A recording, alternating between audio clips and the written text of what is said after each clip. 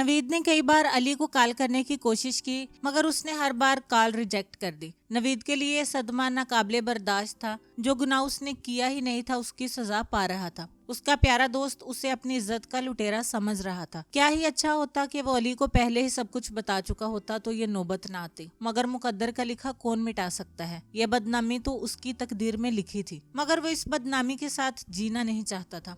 तुम्हें जीने का कोई हक नहीं, तुम्हें मर जाना चाहिए। नवीद, अब तुम्हारी कोई जरूरत नहीं रही है। हाँ, तुम्हें मर जाना चाहिए। अली के अलावा तुम्हारा इस दुनिया में है ही कौन? जब उसी ने मुंह मोड़ लिया तो फिर तुम जीकर क्या करोगे? वो आबदीदा हो गया था। उसने कुछ सोचा और एक कैबिन में से बादामी रंग का एक दोहरा किया हुआ कागज निकाल लिया, जिस पर पहले ही कुछ तहरीर था। नीचे थोड़ी जगह खाली थी। वो इस पर कुछ लिखने लगा। उसके आंसू सफ़े को तर कर रहे थे। अली ऊपर से तो पुरसुकून, मगर अंदर से बहुत दुखी था। दोस्त की बेवफाई का गम उसके अंदर लावा की तरह पक रहा था। अगरचे नवीद ने उसे कई बार फोन करने की कोशिश की थी, मगर उसने हर बार फोन रिजेक्ट कर दिया था। वो शायद अब कभी उसे माफ ना कर पाता। वो ब्रीफ केस में सामान रख चुकी थी। रेस्टोरेंट के मैनेजर को अली ने अपनी रवानगी की इत्तला पहले ही दे दी थी। अचानक मोबाइल फोन की घंटी पर वो चौंक उठा। उसने नंबर चेक किया, मगर वो नवीद का नहीं था। हेलो हेलो मिस्टर अली, बोलने वाले का लहजा स्पार्ट था। जी फरमाएं, उसने हैरत से पूछा। मैं इंस्पेक्टर खालिद बोल रहा हूँ।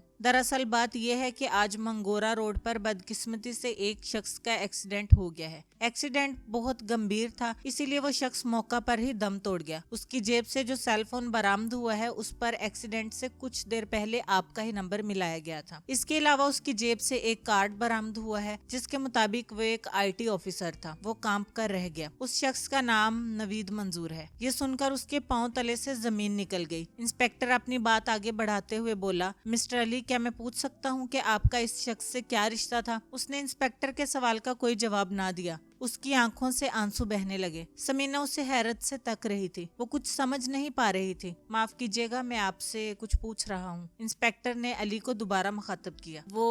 वो मेरा दोस्त था, उसने लड़खड़ाती हुई आवाज में जवाब दिया। ये बात सुनकर समीना के दिल की धड़कन बढ़ गई। I am sorry mister Ali, क्या आप उसके लवाहकीन के बारे में कुछ बता सकते हैं, ताकि डेड बॉडी उनके हवाले की जा सके? उसका इस दुनिया में मेरे सिवा कोई नहीं था इंस्पेक्टर साहब, अली ने खोए खोए अंदाज में कहा। ओ आई एम सॉरी, बड़े अफसोस की बात है। तो फिर ऐसा करें मिस्टर अली कि आप मुझे अपना पता लिखवा दें, ताकि हम डेड बॉडी को आप तक पहुंचा सकें। इंस्पेक्टर साहब, हमारी रहायश यहाँ नहीं है। नवीद को तो यहाँ अपनी ड्यूटी की वजह से आना पड़ा, और मैं और मेरी वाइफ कुछ दिन तफरीह के लिए आए थे। हम दोनों आज रात 10:15 बजे की फ्लाइट से घर वापस जा रहे थे। अभी हम निकलने ही वाले थे कि आपकी कॉल आ गई। इतनी भयानक खबर सुनने के बाद अली में बात करने की बिल्कुल भी सकत न थी। वो इंस्पेक्टर के साथ बड़ी मुश्किल से बात कर रहा था। उसकी बात सुनने के बाद इंस्पेक्टर बोला, ओ आई सी, तो फिर आप ऐसा करें कि अपने घर का पता हमें नोट करवा दें। चूंकि मिस्टर नवीद IT ऑफिसर थे, इसीलिए ये हमारा फर्ज है कि इन्हें सरकारी खर्चे पर उनकी मुतलका जगह पहुंचा दिया जाए। उसने कांपती हुई आवाज में इंस्पेक्टर को अपने घर का पता लिखवा दिया। दोस्त की अचानक मौत ने उसे बिल्कुल तोड़कर रख दिया था,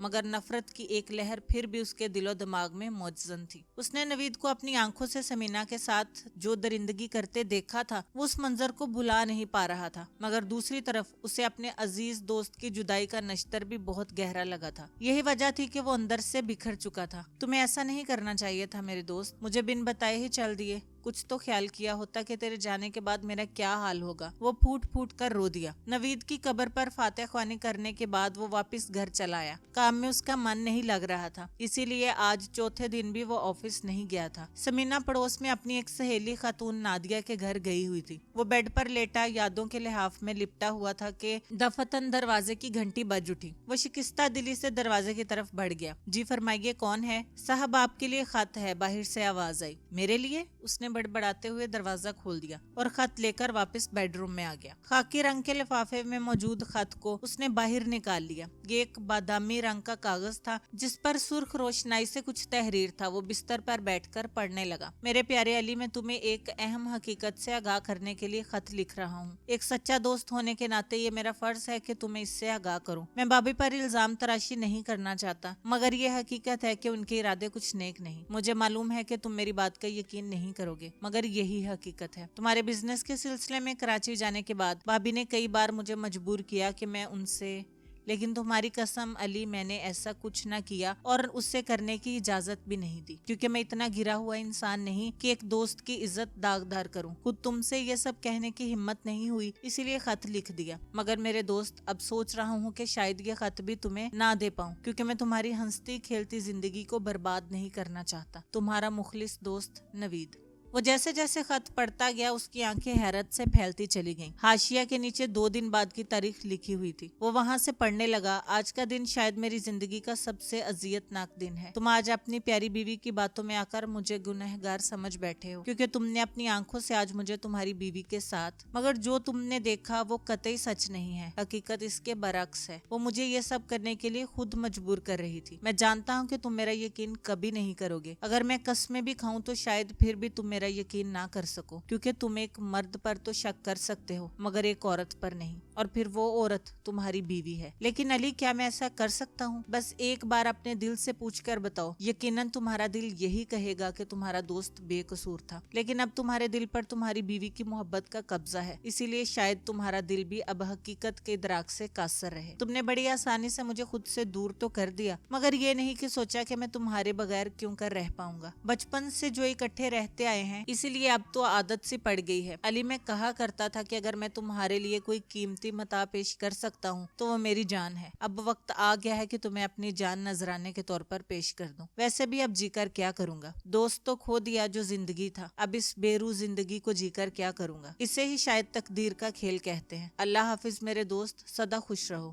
آنسو ٹپ ٹپ اس کے رخساروں سے بہہ رہے تھے اور کاغذ کو بھگو رہے تھے۔ اس کا ضمیر اسے بری طرح ملامت کر رہا تھا۔ اس نے بلا سوچے سمجھے اپنے دوست کو گنہگار مان لیا تھا۔ آخر کہاں چلی گئی اس کی وہ دوستی جس پر اسے بڑا ناز تھا، بڑا مان تھا؟ واقعی ایک لمحے کے لیے بھی اس نے کب سوچا تھا کہ نوید ایسا کر بھی کیسے سکتا ہے؟ جس شخص نے تمہیں روٹی دی، تعلیم دلوائی، تمہیں ایک سگے بیٹے کی طرح پالا پوسا، اس کے بیٹے کے ساتھ تو نے کیسا سلوک کیا؟ ایک دوست کے احسانوں کا یہ بدلہ دیا تو نے؟ لعنت ہو تجھ پر۔ یکلخت نفرت کی دہتی آگ اس کے سینے میں بھر گئی۔ ایک چہرہ اس کی آنکھوں میں گھوم گیا، یہ چہرہ اس کی بیوی کا تھا۔ وہ اس کی بے وقوفی پر ہنس رہی تھی۔ اسے پورا کمرہ سمینا کے کہکوں سے گونجتا محسوس ہوا۔ ہر طرف بس کہکے لگاتے چہرے تھے اور وہ ان میں گھرا تھا، بے بس، لاچار۔ اس کا دماغ پھٹا جا رہا تھا، شدت غم سے وہ نڈال ہو گیا تھا۔ اسی عالم میں کسی خیال سے وہ اٹھا اور کونے میں رکھی الماری کی طرف بڑھ گیا۔ اپنا پستول ڈھونڈنے میں اسے زیادہ دیر نہیں لگی۔ یہ ایک جدید ساخت کا پستول تھا۔ ایک دفعہ کسی کام کے سلسلے میں اسے پشاور جانا پڑا تھا، وہاں سے لوٹتے وقت اس نے ایک اسلحہ کی دکان سے یہ خریدا تھا، بس اپنی حفاظت کے لیے خرید لیا تھا۔ تب سے یوں ہی الماری میں بند پڑا تھا،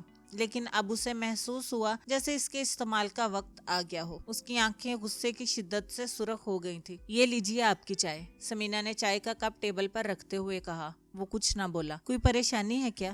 سمینا نے اس کی گود میں بیٹھ کر دونوں بازو اس کے کندھوں کے گرد ڈالتے ہوئے کہا۔ اس نے بدستور کوئی جواب نہ دیا۔ وہ اس کی دکھاوے کی اداؤں پر نفرت سے بھرسا گیا۔ کیا ہوا، آپ جواب نہیں دے رہے؟ طبیعت تو ٹھیک ہے نا آپ کی؟ سمینا نے اس کے بالوں میں انگلیاں پھیرتے ہوئے کہا۔ سمینا کی باتیں اسے زہر معلوم ہو رہی تھی۔ اس کا ہاتھ غیر محسوس انداز میں اپنی جینز میں چھپے پستول کی جانب بڑھ گیا۔ اس نے دھکا دے کر اسے خود سے دور پھینک دیا۔ یہ آپ کیا کر رہے ہیں؟ یہ کیا ہو گیا ہے آپ کو؟ وہ اس کے ہاتھ میں پستول دیکھ چکی تھی۔ وہ اپنا دائیں بازو سہلاتے ہوئے اٹھ بیٹھی، جو فرش سے رگڑنے کے باعث چھل گیا تھا۔ وہ آہستہ آہستہ اس کی جانب بڑھنے لگا۔ کیوں، کیا تم نے ایسا؟ کیا ملا تمہیں یہ سب کر کے؟ ایک ہی دوست تھا میرا، اسے بھی دور کر دیا تم نے مجھ سے۔ اس کی آنکھوں میں جیسے خون اتر آیا تھا۔ سمینا اس کے تیور دیکھ کر سہم گئی۔ وہ دیوار کے ساتھ چپکی کھڑی تھی۔ بے گناہ ہو کر بھی اس نے صرف تمہاری وجہ سے موت کو گلے لگا لیا ہے۔ وہ میرے سامنے اپنی بے گناہی ثابت نہ کر سکا، پر اس کی موت نے سچائی کو کھول کر بیان کر دیا۔ تم اتنی خود غرض نکلو گی مجھے قطعاً اندازہ نہ تھا۔ تمہاری باتوں پر یقین کر کے میں نے نوید کو دھتکار دیا۔ مجھے نفرت ہے تم سے۔ تمہیں زندہ رہنے کا کوئی حق نہیں سمینا، تمہیں مرنا ہوگا۔ اس کا پول کھل چکا تھا اور وہ بے بسی کی تصویر بنی بخار زدہ شخص کی مانند کانپ رہی تھی۔ ہاں، تمہیں مرنا ہوگا، اسی طرح میرے دوست کی روح کو سکون مل سکتا ہے۔ اس کا لہجہ خطرناک حد تک شفاف ہو گیا۔ علی، میری بات समीना की बात अधूरी रह गई। गोली उसका दिमाग फाड़ते हुए दूसरी तरफ निकल गई थी। सफेद कालीन पर सुर्ख रंग फैलता चला गया। वो बिन पानी की मछली की तरह चंद लम्हे तड़पी और फिर साकत हो गई। वो यकलख्त ख्यालों की अथाह गहराइयों से निकल आया। दीवार पर अब शाम का साया फैलने लगा था। गर्मी की हुद्दत कम हो गई थी, इसलिए लोग बाहर निकल आए थे। सड़क पर गाड़ियों की कितार दर कितार अपनी मंजिल की तरफ गामजन थी। कुछ राहगीर भी आ जा रहे थे। एक जोड़ा अपनी कार से उतरा। वो एक शादी में शिरकत के लिए जा रहे थे कि ठीक कब्रिस्तान के सामने अचानक उनकी कार खराब हो गई। मर्द तेजी से उसकी जानिब बढ़ गया। यहाँ नजदीक कोई मैकेनिक है क्या? हमारी गाड़ी खराब हो गई है। उसने अपना सर ऊपर उठाया और नजरें उसके चेहरे पर गाड़ दी। मर्द ने अपना सवाल दोहराया, हमारी गाड़ी खराब हो गई है, क्या आप किसी नजदीकी गैराज का पता जानते हैं? उसने आहिस्ता से नफी में सर हिला दिया। वो शख्स वापस लौट आया। कुछ बताया उसने? औरत ने पूछा। नहीं, वो तो कुछ बोला ही नहीं, शायद दीवाना है। अच्छा, मैं किसी और से पूछता हूँ। अजीब मुसीबत है भाई। यकलख्त टायरों के चिड़चिड़ाने की आवाज गूंज उठी। मार डाला जालिम, कहीं से आवाज आई। अरे कोई रोको उसे, गाड़ी का नंबर नोट करो, जल्दी रोको। एक साथ कई आवाजें बुलंद हुई। सूरत हाल समझने में इन्हें ज्यादा देर ना लगी। नजदीक ही कोई हादसा रूनमा हुआ। बहुत से लोग मुतासरा शख्स के गिर्द इकट्ठे हो चुके थे। वो शख्स तब तक शायद दम तोड़ चुका था। वो दोनों भी उस तरफ बढ़ गए। हजूम के दरमियान में एक शख्स खून में लथपथ पड़ा था। उसकी खुली आंखों से अजीब सी बेबसी का इजहार हो रहा था। अरे ये तो वही, दोनों के मुंह से बैक वक्त निकला। दोनों ने तेजी से मुड़कर देखा। कब्रिस्तान की बाहरी दीवार अब खाली थी। उन्होंने एक दूसरे की जानिब हैरत से देखा। बेचारा,